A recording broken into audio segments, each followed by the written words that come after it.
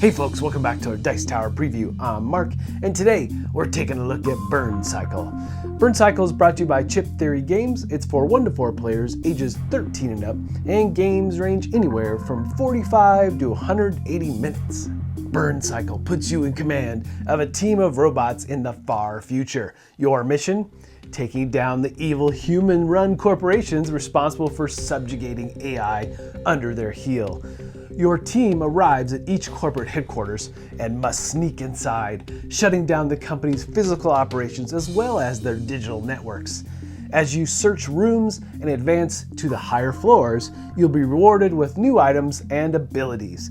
But you'll also be challenged by threatening guards, fatal viruses, and the architect itself, which was built to fight off robotic intruders. So during each round of play, all players will contend with randomly drawn set of programming directives, which will tell them in what order their bots are allowed to take physical, digital, and command actions.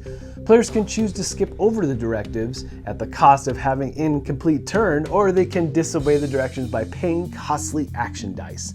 The best players, however, find a way to work within the Burncycle, essentially organizing their actions so they can benefit the team while staying within the directive order. Now, as you'd expect, with Chip Theory and their high-level, high-quality gaming, each of the corporate headquarters that you'll be trying to break into in the game will use unique neoprene layouts on a larger map, changing the geography of the game to suit your target. Now, each CEO also has at their disposal a special threat meter, which will trigger new obstacles for you and your robots as time runs out. If you don't complete the missions quickly, you may end up leaving bots behind, the victims of immobilizing power drains or destructive counter-hacking. Your team wins the game if you complete your objectives on every floor without losing your captain or maxing out your threat level. Alright folks, so this is going to be a very different type of preview because I don't have a physical copy of the game.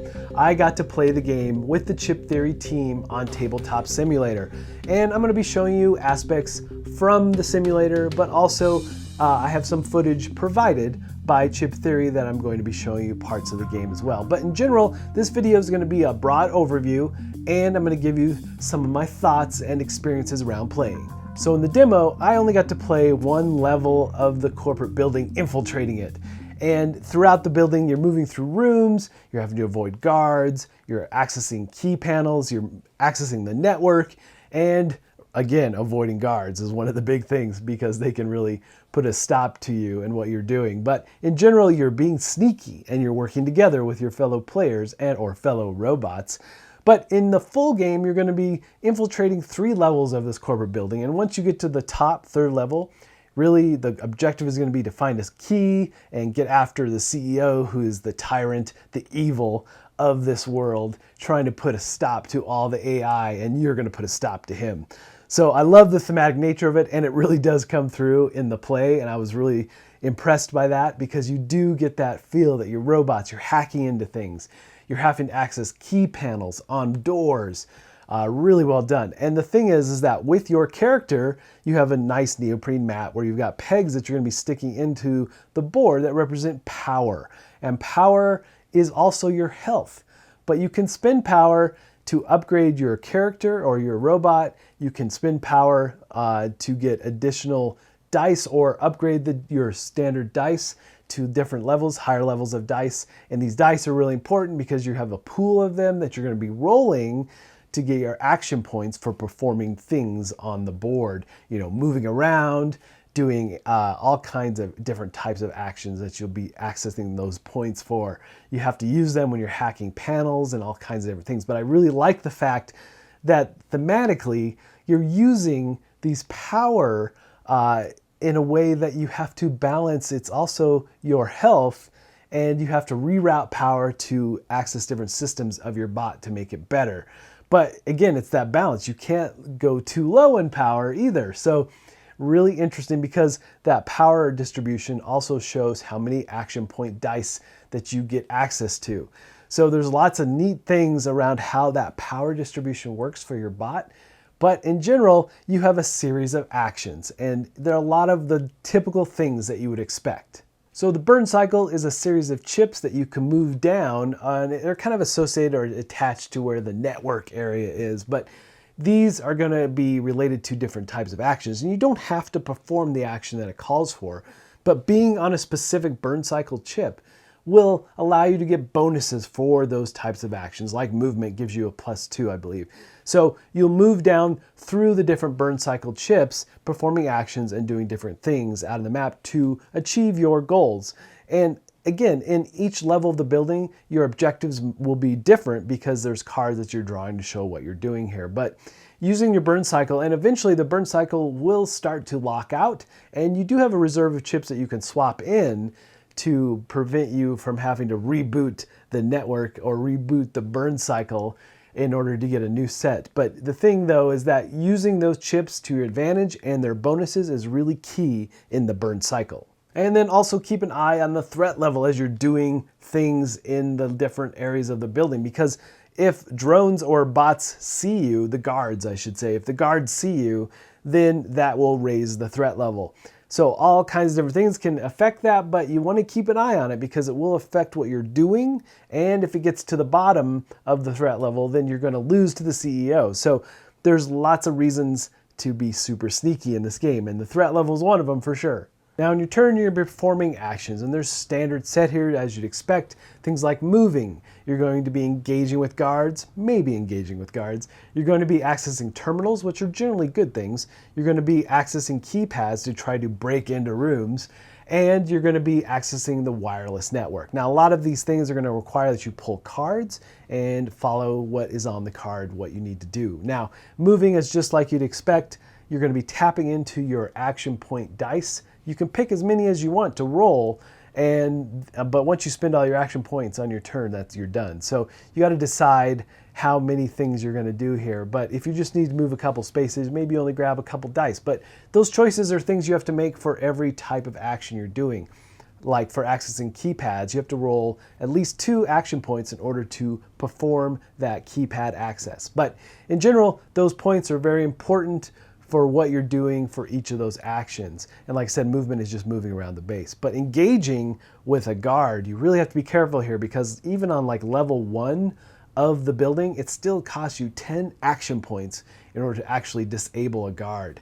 It's pretty pricey and not really the best use maybe of your action points. Sometimes you might have to do that for sure, but there are other ways around the guard, like accessing security terminals. These terminals are generally, like I said, going to do good things, but when you access them, again, you're going to pull a card, but in general, you're going to get to do things like examine what's in another room, or you're going to set off alarms somewhere to draw guards away from you.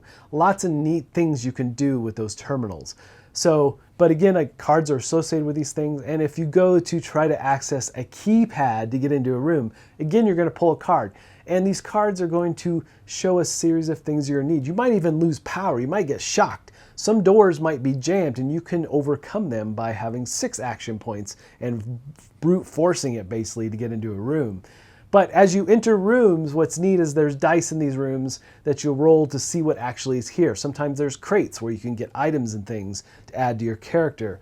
Or a guard might be in the room. So it's really an interesting way to handle this kind of fog of war, so you don't really know what's happening in the rooms until you actually get in there. I really like that aspect of the game. It really plays well for sure.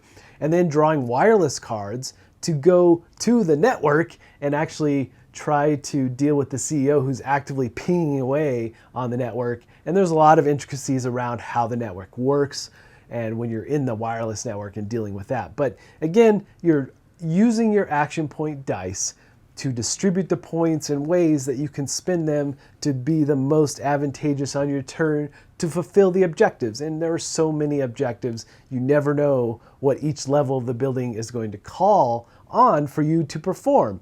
And really, again, it's getting through all 3 levels of the building and defeating the CEO basically before the threat level reaches the bottom of the threat level, which is, again, I think it's level 26 or something like that. But it's really a race, and you do get that sense that you have this balance of, we can't just spin our wheels and do a bunch of neat things down here, but we really need to move along and get up the elevator. Now there's guards, like I said, everywhere in the hallways, they'll be patrolling, so they'll be actively moving, and you have to figure out ways to move around them or fool them, different kinds of things that can happen. But they will follow you. They'll move off their normal trek to follow you. So you have to keep that in mind as you're dealing with all these different guards and bots and things that they put out in this world. But I love the fact that you do have this full sense of the power distribution for your character, your bot, and how you're really truly hacking into things. They really did a fantastic job with the theme of this game. All right, folks, just a reminder once again, this has been a Dice Tower paid preview, and everything you've seen here has been in prototype form, so keep a close eye on the campaign for any changes that still may occur. Now, with that said, this game really, truly does shine through on its theme. I felt like I was managing a robot, and it's all its power distribution and how you use those action point dice that all meshes together so, so well. And again, I only got to play one level of the building, and I can't wait to try it further and do levels 2 and 3 and see how all that actions and things happen and how it comes together. Now, you really do have to work together in this game. And I know there's a lot of cooperative games, but this one, it's really that sense where in the objectives that we played, we had to be in different corners of the complex. So you really had to work together to make sure that happened. And you have the control module robot that you can use as well to move around the base, and we could position that bot somewhere while we do the other things that the objectives call for. So there's all kinds of neat ways to combine what you're doing with the other players, but you always got to keep an eye on the threat level. You always got to keep an eye on the burn cycle and what you're doing on your turn. And those guards, you got to watch out for them big time. But there's a lot of neat things to be had in way of gear and such for the different bots that you can find in crates. So you will be drawing cards to do a lot of those things, like I said, for keypads and stuff, and I like that aspect. And specifically for the keypads and a lot of the things, it depends what level of the building you're on will determine what you're going to need to do for that keypad or whatever you're doing in the game. But I like that as well, that it really ramps up. You get that sense from level 1 to 3 that the game is just constantly ramping ever more. And it does have that sense of urgency as you play, which I really enjoyed. But ultimately, folks, if this looks like something that would be of interest to you, I'm sure they'd appreciate your support. So I think that's it from me, and until next time, we'll see you at the table.